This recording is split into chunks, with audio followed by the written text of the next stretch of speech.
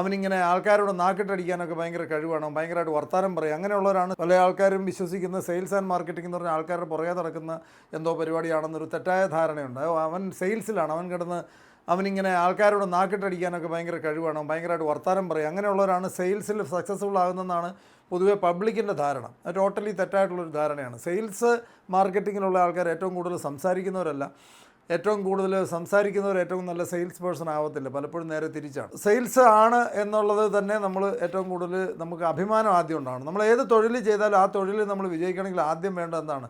നമ്മൾ ചെയ്യുന്ന ഒരു തൊഴിലിൽ അഭിമാനം ഉണ്ടാവണം. എങ്കിൽ മാത്രമേ നമ്മൾ ഒരു ലെവലിൻ്റെ മുകളിലേക്ക് വളരുകയുള്ളൂ.